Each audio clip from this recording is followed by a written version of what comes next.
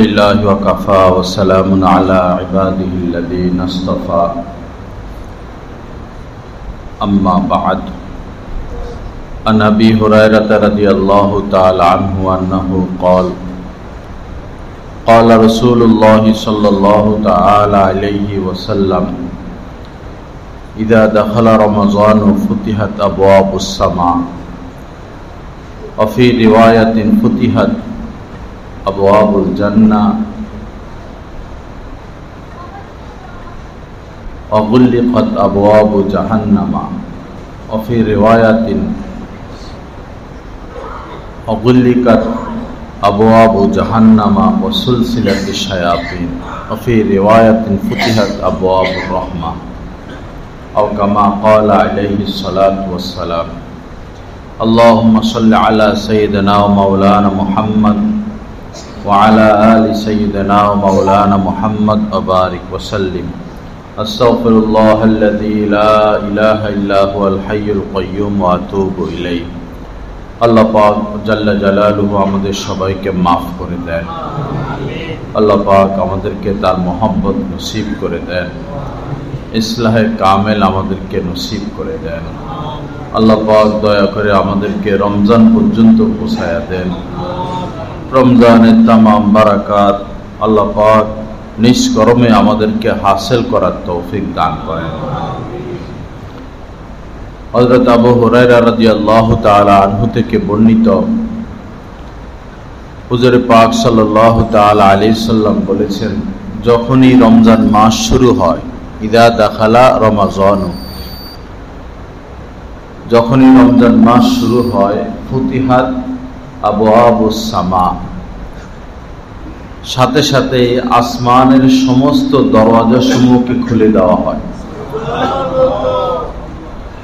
অর্থাৎ রমজানের চাঁদ উদিত হলো আর অমনি আল্লাহ পাকের পক্ষ থেকে আসমানের সমস্ত দরজা খুলে দেওয়া হয়।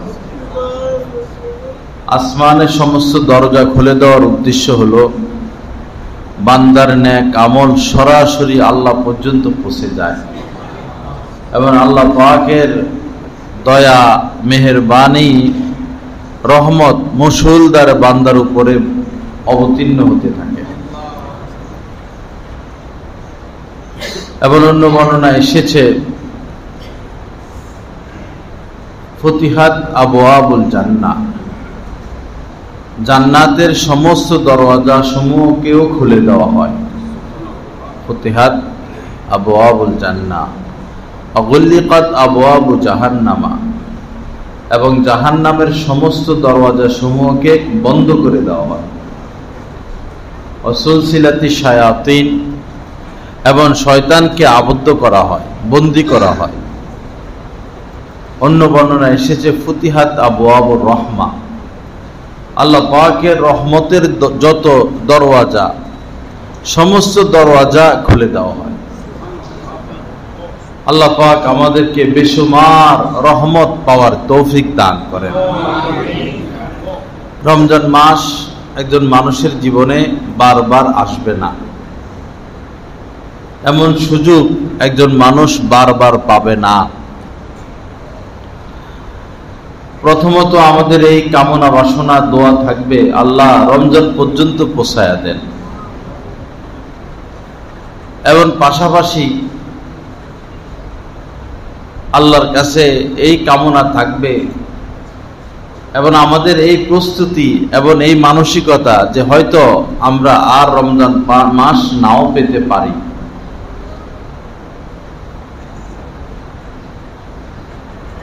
এই টার্গেটে অগ্রসর হওয়া।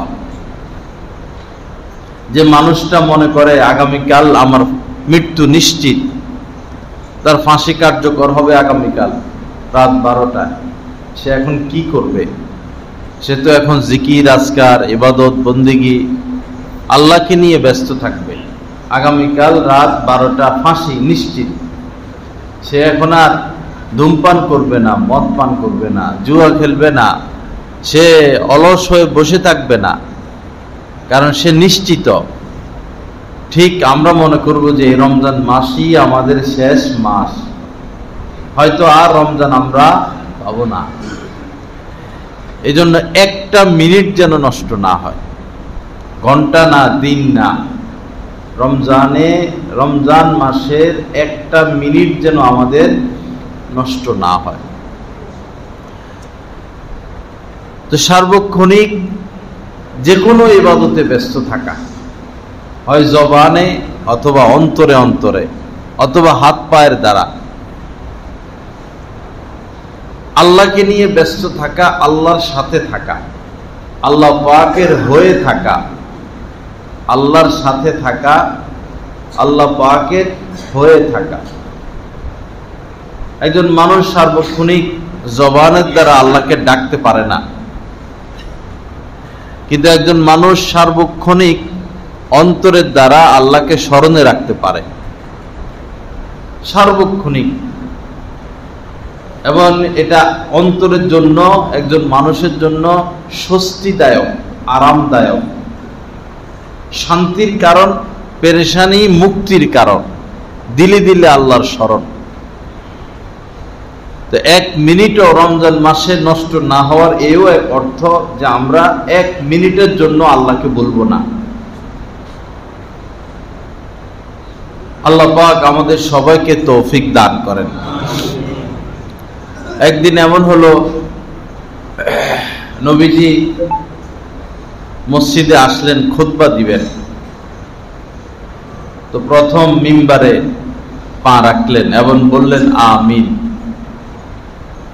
দ্বিতীয় মিম্বারে পা রাখলেন এবং বললেন আমিন। তৃতীয় মিম্বারেও পা রাখলেন এবং বললেন আমিন। এরপরে খুতবা দিলেন। পরে সাহাবায়ে কিরাম জানতে চাইলেন, ইয়া রাসূলুল্লাহ, আপনি এমন কিছু কথা বলেছেন যেটা আগে কখনো বলতে দেখি নাই, এটার মর্ম উদ্দেশ্য আমরা বুঝি নাই। সাহাবায়ে কিরামের এই এক পবিত্রতম অভ্যাস ছিল, যেটা বুঝতেন না নবীজির নিকট জেনে নিতেন। পরে নবীজি বললেন যে জিবরিল আমিন এসেছিল। যখন আমি প্রথম মিম্বারের প্রথম ধাপে বা সিঁড়িতে পা রাখলাম, তিনি বললেন, বু'দান লিমান আদরাকা রমাযানা ফালাম ইউগফার লাহু।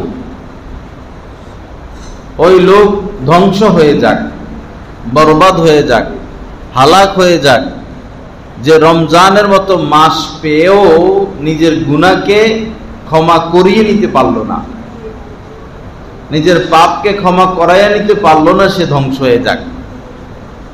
নবীজি বললেন আমিন।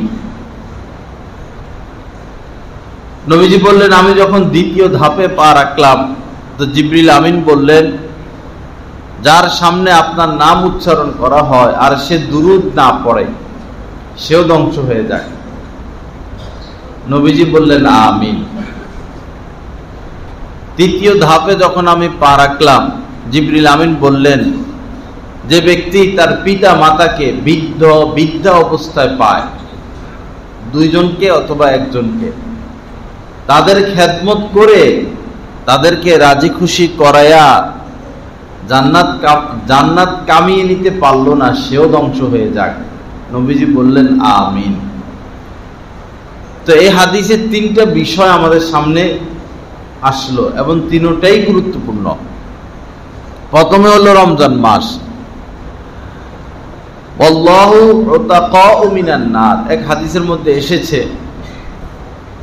এই রমজানে প্রতিদিনই অসংখ্য মানুষকে জাহান্নাম থেকে আল্লাহ পাক মুক্ত করতে থাকেন, মুক্তি দিতে থাকেন অসংখ্য মানুষকে।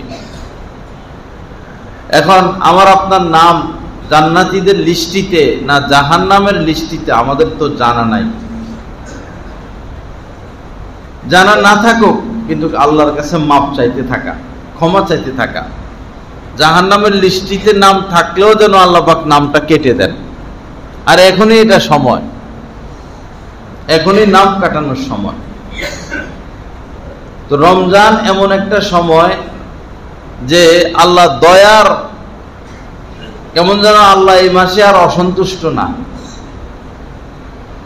আল্লাহ পাক এই দয়ার দরজা খুলে দেন। যেমন তালেবানরা যখন ক্ষমতায় আসে তো আম ক্ষমা ঘোষণা করে দিচ্ছেন, আম ক্ষমা, সব মাপ। নবীজি যখন মক্কা বিজয় করেন আম ক্ষমা ঘোষণা করছেন, সব মাপ, সব সাফ। এভাবে যে কোনো দেশে যখন ইসলামী সরকার আসে তো সব পিছনে যা হয়েছে সব মাপ, কয়দি সব বাইর হয়ে যাও, আসামি যা আছো জেলে সব বাইর হয়ে যাও, সব মাপ। নতুন করে এখন রাষ্ট্র গড়বেন তারা। এখন জেলখানার দরজা খুলে দিল, সে যদি জেলখানার ভিতরে বসে থাকে, বাইর হয় না, তো এটা কার দোষ? বা ইসলামী সরকার ছাড় দিছে, জেলখানার গেট খোলা, দরজা খোলা, সব মুক্ত, যাও বের হও। এবং এখন কেউ বেশিরভাগ মানুষ বের হয়ে গেল, বা মানুষ সব বের হয়ে গেল, 2-4 জন থেকে গেল, এটা কি সরকারের দোষ? এটা তো ব্যক্তির দোষ। আজকে অফেন আম ক্ষমা, তুমি জেলখানায় বসে রয়েছো কেন? যাও বাড়িতে যাও, বাসায় যাও, যায় না, জেলখানার ভিতরে। তো ঠিক তদ্রুপ রমজান মাস আসলে সব মাপ, সব মাপ, সব ক্ষমা, শুধু ক্ষমাই করতে থাকেন আল্লাহ পাক। এরকম অফার পেয়েও যে ক্ষমা করায় নিতে পারলো না, তো তার মধ্যে তো দেখা যায় সমস্যা আছে, তো তার ধ্বংস হয়ে যাওয়াই উচিত। টিউমার, এটা আর কি করবে? এটা তো কাইটে ফালাই দিতে হয়। টিউমার হয়ে গেছে, ক্যান্সার হয়ে গেছে, কিডনিতে ক্যান্সার হইলে অট্টুক কেটে ফেলে দেয়, শরীরে টিউমার হলে কেটে ফেলে দেয়, এটা কোনো কাজে লাগানো যায় না। তো এরা কেমন যেন ক্যান্সার, এজন্য নবীজি বলছেন যে এরা ধ্বংস হয়ে যাক। আল্লাহ পাক ধ্বংসের হাত থেকে আমাদেরকে বাঁচার তৌফিক দান করেন। দ্বিতীয় ধাপে বলেছেন আপনার নাম শোনার পরেও যারা দুরূদ পড়বে না তারাও ধ্বংস হোক। এখানে বিষয় হইল জীবনে একবার দুরূদ পড়া এটা ওয়াজিব। আল্লাহ রাসূলের নাম যেখানেই আসবে, যার সামনে আসবে, দুরূদ পড়তে হবে সাল্লাল্লাহু আলাইহি ওয়াসাল্লাম। এখন প্রথমবার দুরূদ পড়া ওয়াজিব। একই মজলিসে আমরা বসা কয়েকজন, নবীজির নাম আসলো, প্রথমবার দুরূদ পড়া ওয়াজিব। এরপরে বারবার নবীজির নাম আসতে থাকলে ওই সময় আর ওয়াজিব থাকে না, মুস্তাহাব, কিন্তু পড়ে নেওয়া উত্তম। নবীজির নাম আসলেই দুরূদ পড়ে নেওয়া। মাসালাগত বিষয় হলো প্রথমবার ওয়াজিব, পরবর্তীবার মুস্তাহাব। কিন্তু প্রথমবার যদি কেউ না পড়ে আর নবীজির নাম শোনার পরে যে এরকম অভ্যাস বানায়া নিল, সে দুরূদ পড়ে না, তার ব্যাপারে এ বদদোয়া, সে ধ্বংস হয়ে যাক। আর তৃতীয় যেটা, মা বাবাকে অসহায় অবস্থায় পেয়েও, বৃদ্ধ অবস্থায় পেয়েও যে খেদমত করলো না, সহযোগিতা করলো না, পাশে থাকলো না, সে তো সন্তান না, সে তো সন্তান না। সন্তান হলে তো মা বাবার পাশে সে থাকবে। মা বাবা হাজার কষ্ট দেখ, সেটা তো দেখার বিষয় না। মা বাবা তার দায়িত্ব পালন করে নাই, তার মানে কি আমিও আমার দায়িত্ব পালন করব না? কুকুর তো মানুষের পা এসে কামড় দেয়, মানুষ তো কুকুরকে কামড় দেয় না। কেউ আপনার জুতা চুরি করে নিয়ে গেল মসজিদের থেকে, এখন আপনি কি আরেকটা চুরি করে নিয়ে যাবেন? সে যেটা করার করছে, আপনি তো ভদ্র মানুষ, সভ্য মানুষ, আপনি তো এটা করতে পারেন না। মা বাবা আমাদের সাথে কি আচরণ করে বা করলো সেটা তাদের বিষয়, আমি কি করতেছি সেটা আমার বিষয়। তাদের ব্যাপারে তারা পাকড়াও হবে, আমার ব্যাপারে আমি পাকড়াও হব। তারা যদি তাদের হক আদায় না করে, তারা আল্লাহর কাছে জবাব দিবে। আর আমি যদি সন্তান হয়ে আমার হক আদায় না করি, তো আমাকেও আল্লাহর দরবারে হিসাব দিতে হবে। এজন্য রাগ না করা, দূরে না সরা, হজম করা। মা বাবাও ইদানিং উল্টাপাল্টা, যে কোনো এক সন্তানের দিকে ঝুঁকে যায়, যে কোনো এক সন্তানের দিকে ঝুঁকে যায়। যে সন্তান টাকা পয়সা বেশি দিতে পারে, বা ইতালি থাকে, আমেরিকা থাকে, তার নাতি নুতিরও আদর করে বেশি। আর যে বাচ্চারা গরিব, ফের ছেলে মেয়েরে দেখতে পারে না, গরিব। সমস্যা, জটিল সমস্যা। যে কোনো এক সন্তানের দিকে ঝুঁকে যায়, এটা ঠিক না। আল্লাহ পাক হেফাজত করেন। এবং আরো এও করে যে কোনো সন্তানকে সম্পদ বেশি দিয়ে দেয়, কাউকে কম দেয়, ছেলেকে বেশি দেয়, মেয়েকে দেয় না বা কম দেয়, এগুলোও ঠিক না। যাই হোক, তাদের ব্যাপার তাদের, আমরা আমাদের দায়িত্ব পালন করার ব্যাপারে সচেষ্ট থাকবো, চেষ্টা করব। আল্লাহ আমাদের সবাইকে তৌফিক দান করেন। তো এই বরকতময় মাস রমজান মাস সংশোধনের মাস, মূলত আল্লাহর ওলি হওয়ার মাস। রমজান মাস আল্লাহর ওলি হওয়ার মাস। হযরত মাওলানা আশরাফ আলী থানভী রহমতুল্লাহ আলাইহি বলেছেন, আল্লাহর ওলি হওয়া ফরজে আইন। নামাজ যেমন ফরজ, রোজা যেমন ফরজ, আল্লাহর ওলি হওয়াও ফরজে আইন। হযরত বলতেন যে ওলি কাকে বলে? যিনি কোনো গুনাহ করে না তিনি হচ্ছেন ওলি। তো গুনাহ থেকে বাঁচা তো ফরজ, তার মানে ওলি হওয়াও ফরজ। আল্লাহর ওলি হতে হবে। আর এই জন্যই রমজান মাস, যেন সহজে আল্লাহর ওলি হতে পারি, আল্লাহকে পেয়ে যেতে পারি, এই জন্যই রমজান মাস।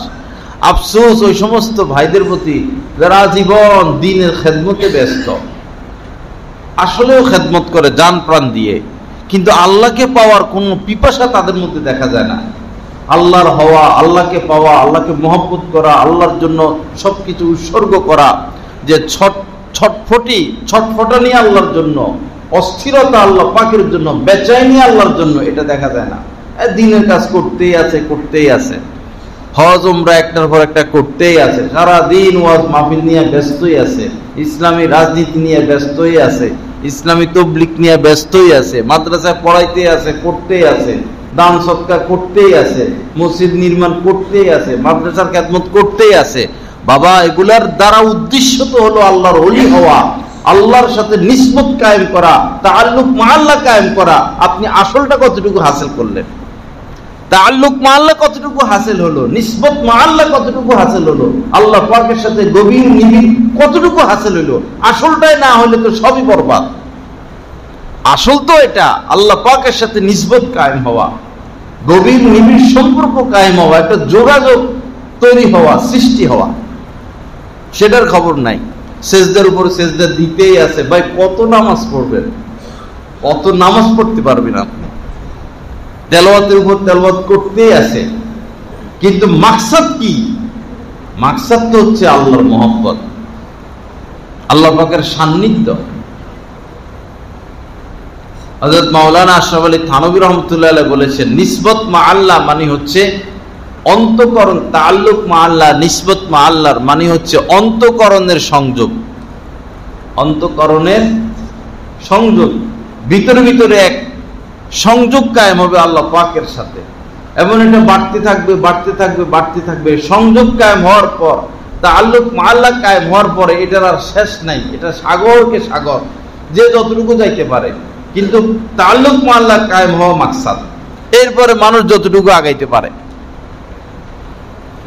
আল্লাহ পাক আমাদেরকে সহি বুঝ দান করেন। রমজান হচ্ছে ওলি হওয়ার মাস, রমজান হচ্ছে আল্লাহ পাকের ওলি হওয়ার মাস। একই আয়াতে আল্লাহ পাক রমজান মাসের রোজা রাখাও ফরজ করেছেন, আর কেন রমজানের রোজা রাখতে হবে সেটাও বলে দিয়েছেন। কুতিবা আলাইকুমুস সিয়াম, তোমাদের উপর রমজান মাসে রোজা রাখার, তোমাদের জন্য রমজান মাসে রোজা রাখার বিধান দেওয়া হলো, অর্থাৎ তোমাদের উপর রোজা রাখাকে ফরজ করা হলো। কামা কুতিবা আলাল্লাযিনা মিন ক্বাবলিকুম, যেমনি ভাবে তোমাদের পূর্ববর্তীদের উপর ফরজ করা হয়েছিল। কেন? লাআল্লাকুম তাত্তাকুন, যেন তোমরা মুত্তাকি হও, পরহেজগার হও, গুনাহমুক্ত হও, আল্লাহর ওলি হয়ে যাও। একই আয়াত, একই সেন্টেন্স, একই বাক্য। আল্লাহ আমাদেরকে মাকসাদ মোতাবেক অগ্রসর হওয়ার তৌফিক দান করেন। এই জীবনটা বৃথা যদি আল্লাহকে না পাই, যদি আল্লাহকে নিয়ে ব্যস্ত হতে না পারি, এই জীবনটা বৃথা। আর যা কিছু নিয়ে ব্যস্ত আছি এগুলোও বেকার, মাটি। আমার এই শরীরটাও মাটি, আর এই দৌড়াদৌড়ি ছোটাছুটি সম্পদ এগুলোও মাটি। থেকে যাবে নেক আমল, থেকে যাবে আল্লাহ পাকের সাথে তাআল্লুক। আল্লাহ পাক আমাদেরকে সহি বুঝ দান করেন, আল্লাহ পাকের সাথে খাস তাআল্লুক নসিব করে দেন। তো হাদিস শরীফের মধ্যে এসেছে, ইজা কানা আউয়ালু লাইলাতিন মিন শাহরি রমাদানা, যখন রমজান মাসের প্রথম রাত্রি আসে, যেদিন চাঁদ উঠবে, ইউনাদি মুনাদিন, আকাশের মধ্যে একজন আহ্বানকারী আহ্বান করে, ঘোষণা করে, এলান দেয়, ইয়া বাগিয়াল খাইরি আকবিল, হে সৎকর্মের অন্বেষণকারী, হে নেকির অন্বেষণকারী, যে নেকি চাও, সৎকর্ম চাও, সৎকর্ম করো, ভালো কাজ করো, আকবিল, তুমি আরো অগ্রসর হও, আরো অগ্রসর হও, যত সম্ভব নেক কাজ করতে থাকো, ভালো কাজ করতে থাকো, আকবিল।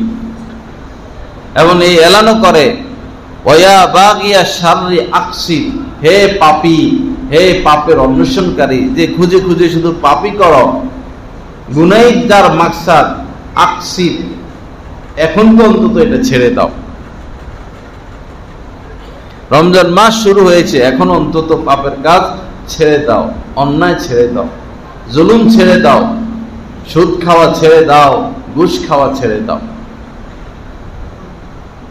একজন মুসলমান জেনে শুনে কিভাবে, একজন মুসলমান কি জেনে শুনে আপন মায়ের সাথে ব্যভিচারে লিপ্ত হতে পারে? মুসলমান কি, এটা হিন্দুর দ্বারা সম্ভব না, খ্রিস্টানের দ্বারা সম্ভব না, বৌদ্ধের দ্বারা সম্ভব না, কোন নাস্তিকের দ্বারা সম্ভব না। অথচ এই মায়ের সাথে ব্যভিচারের চেয়ে নিকৃষ্টতম পাপ হচ্ছে সুদ খাওয়া। সুদ খাওয়া কত কষ্টের কথা, কঠিন কথা। 100 জন সুদী লোক খুঁজে বের করুন, 100 জন, এর মধ্যে 98 জন পাবেন অভাবের কারণে সুদ নেয় নাই, স্বভাবের কারণে, লোভের কারণে, জিহ্বাটা বড়, চাহিদাটা বঙ্গোপসাগরের চেয়ে বড়। আসুন ভাই, রমজানকে সামনে রেখে তওবা করে ফেলি। আর না, আর সুদ না, আর ঘুষ না, আর অপরাধ না। রমজান মাস শুরু হলো, এরপরে যদি অপরাধে লিপ্ত থাকি, মাফ করাইতে না পারি, তো রাসূলের বদদোয়া, রাসূলের অভিশাপ, রাসূলের বদদোয়া, আপনি জীবনে আর কামিয়াব হতে পারবেন না। আল্লাহ আমাদেরকে তৌফিক দান করেন। এবং আরেকটা বিষয় হলো, যত মুসলমান সবারই মনের আশা যে দাঁড়িয়ে রেখে দিব আজ নয় কাল, যে ছোট তারই আশা, যে যুবক তারই আশা, সবারই আশা। কেউ এমন নাই, কোন মুসলমান এমন নাই যে বলবে না আমি জীবনে দাড়ি রাখবো না, এটা কেউ বলে না। কিন্তু বিষয় হলো, দাড়িটা তো ভাই মরার আগে রাখতে হবে, যাওয়ার আগে রাখতে হবে, আল্লাহ পাকের সাথে সাক্ষাতের আগে রাখতে হবে। এখন আপনি যদি সুযোগ না পান, মৃত্যুটা হঠাৎই আসে, হঠাৎ চলে আসে, বলে কই আসবে না। আপনি যদি সময় না পান, তো এই অবস্থায় বিদায় নিলেন। আর যে যে অবস্থায় বিদায় নেয়, আল্লাহর দরবারে সে সেই অবস্থায় উঠবে। তখন মুখ দেখাবেন কিভাবে? আল্লাহকে মুখ দেখাবেন কিভাবে? রাসূলের শাফাআত নিবেন কিভাবে? শাফাআত নিবেন, রাসূল কি দেখে আপনার জন্য সুপারিশ করবে?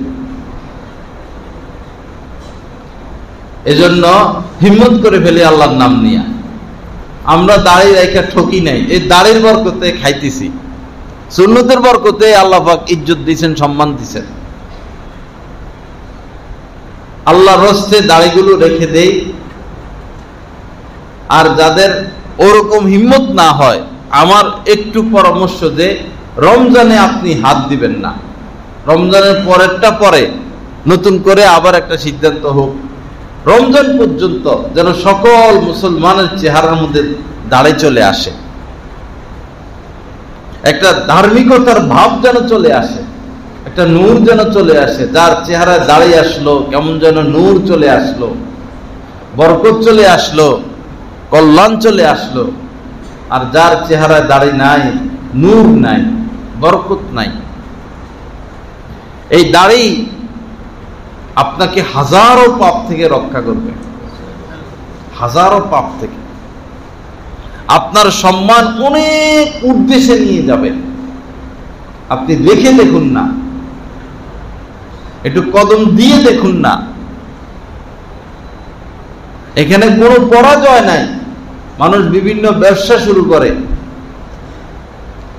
ব্যবসা সফল হতেও পারে, ব্যর্থ হতে পারে। বিদেশে লাইন দেয়, সফল হতে পারে, ব্যর্থ হতে পারে। ইতালিতে লাইন দেয়, সফল হতেও পারে, নাও হতে পারে। দ্বীনের লাইনে কোনো ব্যর্থতা নাই। আপনি দ্বীন গ্রহণ করবেন, সুন্নত গ্রহণ করবেন, দাঁড়িয়ে রেখে দিবেন, কোনো ব্যর্থতা নাই, সফলতা আর সফলতা। আল্লাহ আমাদের সবাইকে তৌফিক দান করেন, আল্লাহ পাক হিম্মত দান করেন, আল্লাহ পাক মনকে নরম করে দেন, আল্লাহ পাক সাহসিকতার সাথে সামনে অগ্রসর হওয়ার তৌফিক দান করেন। তো ইয়া বাগিয়া শাররি আকসির, হে অসৎ কর্মের অন্বেষণকারী, ভালো ভালো কোম্পানির মদ কোথায় পাওয়া যায়, সস্তায় মাদক কোথায় পাওয়া যায়, খারাপ কোন এরকম বৈধ অবৈধ প্রয়োজন নাই, টাকা আসলেই হইল। যারা খারাপের সন্ধানী তাদেরকে বলা হবে যখনই চাঁদ উঠবে আকাশে, প্রথম রাত্রিতেই তাদেরকে ডেকে ডেকে বলা হবে, হে খারাপের অন্বেষণকারী, আর কত খারাপ কাজ করবা, আর কত খারাপ কাজ করবা, আর কত কুদৃষ্টি করবা, মোবাইলে আর কত খারাপ জিনিস দেখবা, কতদিন পর্যন্ত দেখবা? তুমি তো 1000 বছর হায়াত নিয়ে আসো নাই, 500 বছরও না, 100 বছরও হয়তো না। বয়স যখন শেষের দিকে, অসুস্থ, তখন আর কেউ মোবাইল দেখেও না, নিজেরই 12টা বাজতেছে। আল্লাহ পাক যৌবন কাল সম্পর্কে জিজ্ঞাসা করবেন। সাবধান হই, পাপের কাজ ছেড়ে দেই, পাপের পথে কোনো সফলতা নাই, পাপের পথে সফলতা নাই। সান্ত্বনা দেয় মনকে যে জীবনে তো অনেক দেখছি, একই তো ঘুরে ফিরে, আর কত দেখবো? ঘুরে ফিরে একই ধোঁকা, মরিচিকা। আমাদেরকে ধ্বংস করার জন্য হাজারো ফায়তারা তাদের। আল্লাহ রস্তে ফিরে আসি।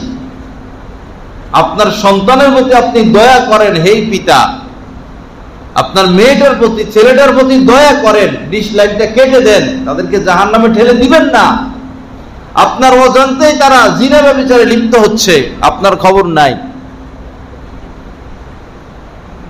আপনার অন্তর আত্মা এত শক্ত, কিভাবে আপনি সন্তানদের হাতে টাচ মোবাইল দিয়ে দিলেন, ওয়াইফাই লাইন লাগাই দিলেন, জেনে শুনে কিভাবে ধ্বংসের পথ আপনি গ্রহণ করলেন? আপনি নিজেই তো পাপ মুক্ত না, আপনার সন্তানেরা পাপ মুক্ত কিভাবে হবে? সন্তানের প্রতি দয়া করি, শুধু সম্পদের পাহাড় দিয়ে যাওয়া এটা সন্তানের প্রতি শুধু দয়া না, বরং সম্পদের পাহাড় সন্তানের জন্য বিপদের কারণ।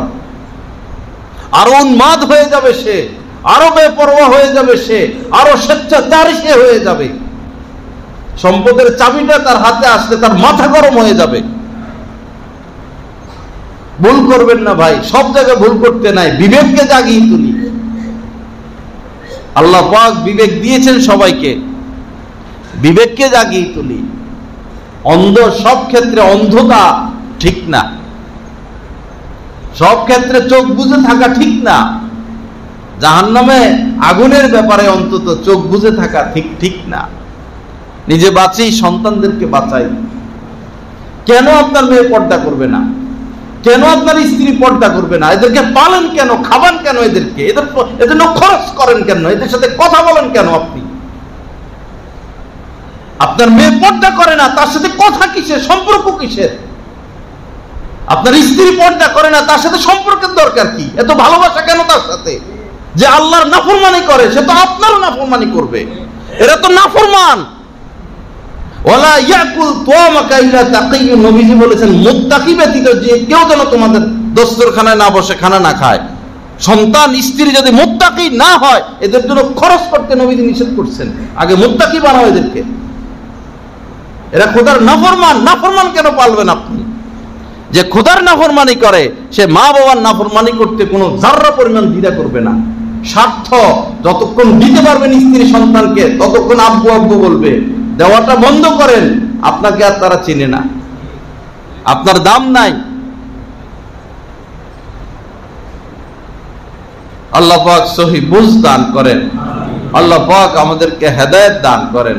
সব ক্ষেত্রে পিছিয়ে পড়ে থাকা ঠিক না, সব ক্ষেত্রে পিছনে পড়ে থাকা ঠিক না। কোন কাজে পিছনে থাকতে হবে আর কোন কাজে অগ্রগণ্য থাকতে হবে, এটাও আমাদের খবর নাই। এই খবর আমাদের নাই। আল্লাহ পাক সহি বুঝ দান করেন। আল্লাহ পাক আমাদেরকে হেদায়েত দান করেন। আল্লাহ পাক আমাদের মনকে নরম করে দেন। আমাদের ঘরের সবাইকে আল্লাহ পাক দ্বীন দান করেন। স্ত্রীদেরকে, মেয়েদেরকে, ছেলেদেরকে আল্লাহ পাক পূর্ণ দ্বীন দান করেন। মেয়েরা বাসাতে ওড়না পরে না, সাবালেকা মেয়ে, বড় মেয়ে ওড়না পরে না।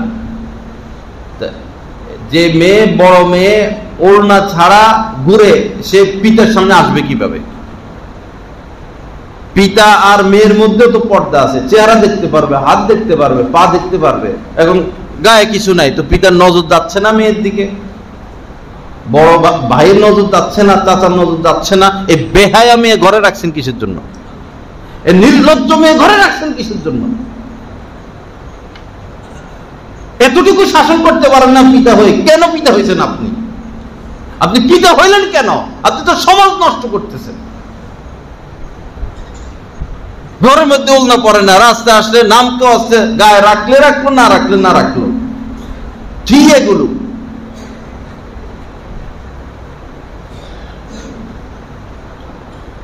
আলেমদের ভুল ধরার ক্ষেত্রে এক নম্বর, হুজুরদের পিছে লাগার ক্ষেত্রে এক নম্বর, ধমকা ধমকি, রাগারাগি, এটা কেন করছেন, এটা কেন করছেন, এটা কেন বললো, এটা কেন বললো। আরে জাহেল, মইরা দেখো, মইরা দেখো, আলেমদের পিছে লাগে আসো, মইরা দেখো, সাথে সাথে তোমাদের চেহারা কিবলার দিকে ঘুরে দেওয়া হবে। সে ওই ব্যক্তি নিজের উপর অত্যাচার করে যে আলেমদের পিছে লাগা, তোমার অজান্তে তোমার নেক আমল শেষ হয়ে যাচ্ছে। আলেমরা ছাড়া এই হক কথাগুলো, মিম্বার ছাড়া এই হক কথাগুলো কে বলতেছে? সমাজকে, জাতিকে পাপ থেকে রক্ষা করার জন্য ব্যথা নিয়ে কে মানুষকে বাধা দিচ্ছে? সরকার, দল, কোন ব্যক্তি? আলেমরা ছাড়া খুঁজে দেখুন, হিতাকাঙ্ক্ষী কেউ নাই। আল্লাহ ওয়ালা আলেম ব্যতীত হিতাকাঙ্ক্ষী বলতে সমাজে আর কেউ নাই। আপনার হিতাকাঙ্ক্ষী আপনার সন্তানও না, আপনার স্ত্রীও না, আপনার বন্ধুও না, একমাত্র আলেমী দ্বীন ব্যতীত। তারাই রিস্ক নিয়ে, দায়িত্ব নিয়ে, মহব্বত নিয়ে, ব্যথা নিয়ে আপনাদেরকে জাহান্নামের আগুন থেকে বাঁচানোর চেষ্টা করে। কিন্তু আপনারা এমন কপাল পোড়া সেই আলেমদের পিছনে লেগে থাকেন। সেই আপনাদের জীবনে দুঃখ আপনাদের জন্য। আলেম সে তো মানুষ, তার কি ভুল হতে পারে না? সে কি ফেরেশতা? আপনার যদি 1000টা ভুল থাকে, আলেমের হয়তো একটা আছে। আপনি আপনার ভুলের দিকে দেখুন না। লজ্জা থাকা উচিত সমাজের মানুষের।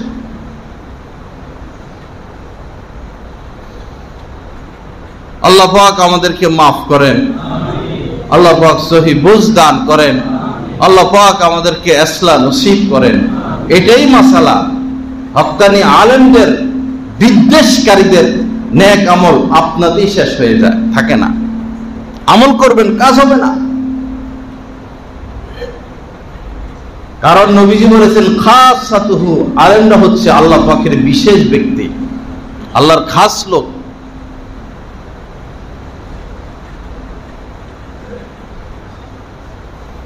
লা ইলাহা ইল্লাল্লাহ। আল্লাহ পাক আমাদের সবাইকে মাফ করে দেন। আল্লাহ পাক সহি বুঝ দান করেন। বাবা, চাঁদ উঠবে আর আকাশে ঘোষণা হবে, ইয়া বাগিয়াল খায়রি আকবিল, হে সৎকর্মের অন্বেষণকারী, সৎকর্ম আরো বাড়িয়ে দাও। ইয়া বাগিয়া শাররি আকসির, হে পাপী, পাপের অনুসন্ধানকারী, আর কত, পাপটা ছেড়ে দাও, পাপ ছেড়ে দাও। আল্লাহ পাক আমাদেরকে পাপ বর্জন করার তৌফিক দান করেন। বাবা, রোজার যেটা উদ্দেশ্য সেটা মাথায় রাখতে হবে, যেন আমরা আল্লাহর ওলি হই, যেন আল্লাহর ওলি হই, আল্লাহকে খুঁজে পাই, আল্লাহর সাথে তাআল্লুক আল্লাহ কায়েম হয়ে যায়, এজন্য রোজা।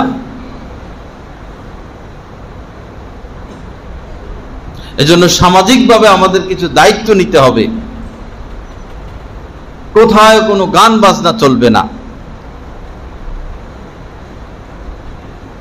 কোনো দোকানে কোনো বাড়িতে লাউড স্পিকারে গান বাজিয়ে রাখছে, আপনি এলাকার মানুষ এতটুকু তো বলতে পারেন যে রমজান মাস কি করতেছো এটা। দোকান খোলা রেখে পর্দা লাগাইয়া এটা সেটা বিক্রি করে, আপনি এলাকার, আপনার কি এতটুকু পাওয়ার নাই? আপনি হাত দিয়ে বাধা দিতে পারবেন না, মুখে বলেন যে কাজটা তো তুমি ঠিক করতেছো না। মান রাআ মিনকুম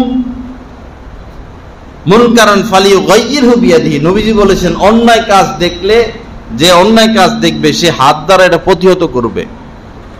এটা যা সরকারের কাজ, আমরা গায়ে হাত তুলবো না। ফামান লাম ইয়াস্তাতি ফাবিলিসানি, যেটা পারবে না মুখে বলে দিবে।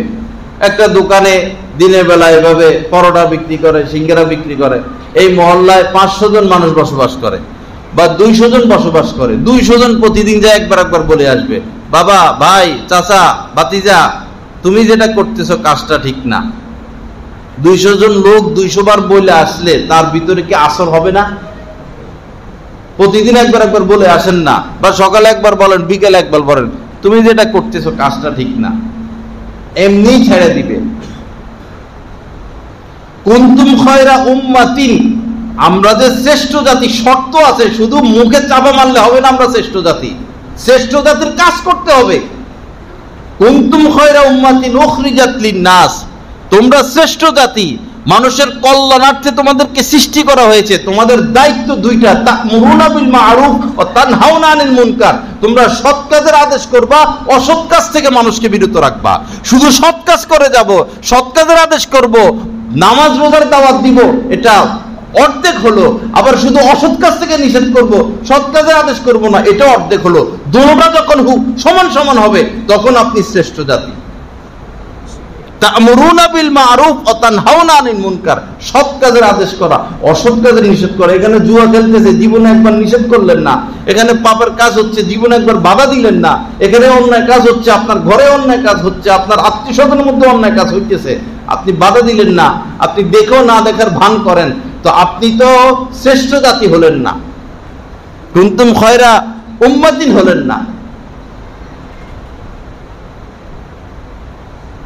আল্লাহ পাক সহি বুঝ দান করেন। আল্লাহ পাক আমাদেরকে অন্যায়ের ব্যাপারে আপোষহীন হওয়ার তৌফিক দান করেন। সমাজের মধ্যে এই সমস্ত বিষয়গুলো খেয়াল রাখা উচিত। একটা মুসলিম সমাজ, এখানে এই হাজার মানুষের সামনে এভাবে দিনের বেলা পর্দা একটা লাগায় খাদ্য খাবার বিক্রি করবে, এটা তো অনুচিত। মেয়েরা পর্দা ছাড়া এভাবে ঘোরাফেরা করবে, যার যেটা মন চায় সে সেটা করতে থাকবে, এটা তো সমাজ না, সামাজিক নিয়মের আওতায় পড়ে না। আল্লাহ পাক সহি বুঝ দান করেন। সবাই হিম্মতের সাথে আল্লাহ চাইতো তারাবির নামাজ পড়ব। নবীজি বলেছেন যে ব্যক্তি ইমানের সাথে সওয়াবের আশায় তারাবির নামাজ পড়বে, গুফিরা লাহু মা তাকাদ্দামা মিন জামবি, তার পিছনের সমস্ত গুনাহ আল্লাহ পাক মাফ করে দিবেন। হিম্মতের সাথে তারাবি পড়া। এখন নানান জায়গায় ফিতনা, 8 রাকাত 10 রাকাত, এই সমস্ত ফিতনায় কান না দেওয়া। নেট থেকে দিন শিখবেন, বিভ্রান্ত হয়ে যাবেন। দিন শিখতে আল্লাহ পাক বলেছেন আলেম ওলামার কাছ থেকে, নেট থেকে না। এতটুকুই যথেষ্ট সৎ পথে হকের উপর থাকার জন্য। আমরা তারাবির নামাজ পড়বো, সেহরি খাবো।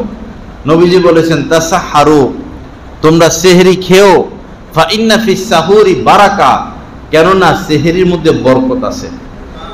এবং নবীজি এও বলেছেন ইহুদি খ্রিস্টান কিতাবী যারা কিতাবধারী তাদের আর তোমাদের মধ্যে, তাদের রোজা আর তোমাদের রোজার মধ্যে পার্থক্য হলো তারা সেহরি খায় না আর তোমরা সেহরি খাও।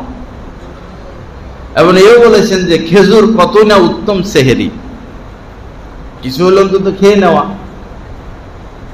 আবার অনেকে মনে করে সেহেরি খাইতে পারি না, এই জন্য রোজা রাখবো না, এরকম না। সেহেরি খেতে না পারলেও রোজা রাখতে হবে। এরপর ইফতার, ইফতারের সময় হওয়ার সাথে সাথে ইফতার করে ফেলা, সাথে সাথে। এবং এই ইফতার করানোর মধ্যে 3 ফজিলত হাদিস শরীফের মধ্যে আসছে। কাউকে যদি ইফতার করানো হয় 3 ফজিলত। এক হলো আপনার গুনাহগুলো মাফ হবে, আপনি জাহান্নামের আগুন থেকে বেঁচে যাবেন, এবং যাকে ইফতার করাবেন সে রোজা রেখে যে সওয়াব পাইল আপনাকে সমপরিমাণ সওয়াব দেওয়া হবে, তার সওয়াব কমানো হবে না। ইফতারে এই ফজিলত। আর এই কারণে ইফতারের দাওয়াত দিয়ে দিয়ে শুধু খিচুড়ি খাওয়াই দিয়েন না, বুঝছেন না কথা? শুধু খিচুড়ি বিরিয়ানি, খিচুড়ি বিরিয়ানি, খিচুড়ি বিরিয়ানি, খিচুড়ি বিরিয়ানি, এটা কি? খাওয়াইলে ভালো জিনিস খাওয়াবেন, শুধু খিচুড়ি বিরিয়ানি, খিচুড়ি বিরিয়ানি, এটা কি? ফাল ইউক্রিম জয়ফা, নবীজি বলেছেন মান কানা ইউমিনু বিল্লাহি। আমরা বিপদে আছি, তো বিপদটা তো আমাদের। মান কানা ইউমিনু বিল্লাহি ওয়াল ইয়াউমিল আখির ফাল ইউক্রিম জয়ফা। নবীজি বলেছেন যে আল্লাহর প্রতি বিশ্বাস রাখে, আখিরাতের প্রতি বিশ্বাস রাখে, সে যেন তার মেহমানের যথোপযুক্ত যথাযথ আপ্যায়ন করে, মেহমানের যথাযথ আপ্যায়ন করে। হযরত মাওলানা আশরাফ আলী থানভী রহমতুল্লাহ আলাইহির ওস্তাদ, উনার মেহমান হয়েছেন যে কত বছর আগের কথা। উনি 53 আইটেমের খানা তৈরি করছেন তার ওস্তাদের জন্য। কত আইটেম? 53 আইটেম।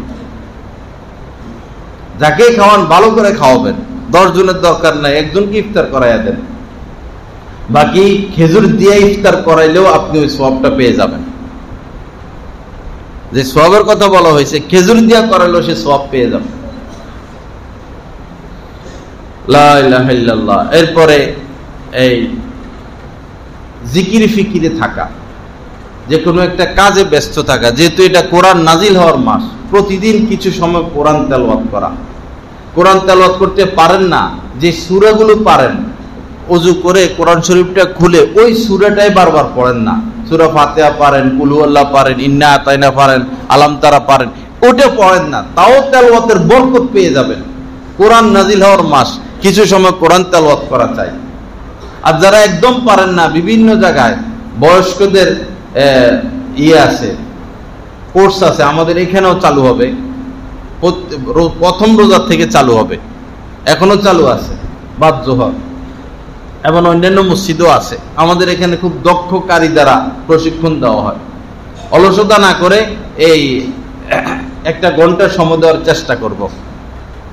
আর মানসিকভাবে ইতিকাফ করার নিয়ত করি। ইতিকাফ, টাকা পয়সা ভালো আছে সেখানে গিয়ে ইতিকাফ করা, হারামাইনের মধ্যে চলে যাওয়া, রাসূলের পাশে থেকে ইতিকাফ করা অনেক বড় বিষয়। সেটা সম্ভব না হলে কোন আল্লাহর ওলির সোহবতে থেকে ইতিকাফ করা, কোন আল্লাহর ওলির সোহবতে থেকে ইতিকাফ করা। সেটা সম্ভব না হলে নিজের মহল্লায় ইতিকাফ করা। ব্যবসা বাণিজ্য সারা জীবন করছি, করতে থাকবো, হঠাৎ করে প্রাণবায়ু বের হয়ে যাবে। একবারও যদি ইতিকাফ করা হয়, এটাই থেকে যাবে। আল্লাহ আমাদেরকে তৌফিক দান করেন। আর বিশেষ করে তাহাজ্জুদ যেন না ছুটে, রমজান মাস তাহাজ্জুদ যেন না ছুটে, এবং লম্বা দোয়া মুনাজাত। ইফতার করে এসে মাগরিবের পরে তো আর কাজ কম, লম্বা মুনাজাত, 5 মিনিট, 7 মিনিট, 10 মিনিট মুনাজাত, মুনাজাত, মুনাজাত, দোয়া, দোয়া, দোয়া। এই দোয়ার মাধ্যমে আল্লাহ পাকের সাথে তাআল্লুক কায়েম করা, সম্পর্ক কায়েম করা। একটু বাড়ি, এতদিন যে পরিমাণে ইবাদত করছি, ইবাদত একটু বাড়াইয়া দেই, আর পাপ যেগুলো করছি এগুলো ছাড়ার চেষ্টা করি। বিশেষ করে সুদ না খাওয়া, আর এই দাড়ি শেপ না করা, চলমান পাপ যেগুলো সেগুলো বন্ধ করে দেওয়া। চলমান পাপ, শেপ করতে থাকা এটা চলমান পাপ, চলমান গুনাহ লেখা হইতে থাকে। সুদ খাইতে থাকা চলমান পাপ, এগুলো ছেড়ে দেওয়া। আর অন্যান্য গুনাহ যেগুলো হয় না, হয় না, সেগুলো থেকে পাক্কা তওবা করার চেষ্টা করা। আল্লাহ পাক সহি বুঝ দান করেন, মনটাকে নরম করে দেন, রমজান মাসটাকে ভালোভাবে কাজে লাগানোর তৌফিক দান করেন। আমাদের আজ এই মসজিদে এই বছরের শেষ মাসিক ইজতেমা আজকে। আজকে মাসিক ইজতেমা যেটা হয় হালকা জিকির শেষ, সবাইকে দাওয়াত রইল, সবাই আসার চেষ্টা করবেন। যা কিছু আলোচনা হলো আল্লাহ পাক সকলকে আমল করার তৌফিক দান করেন।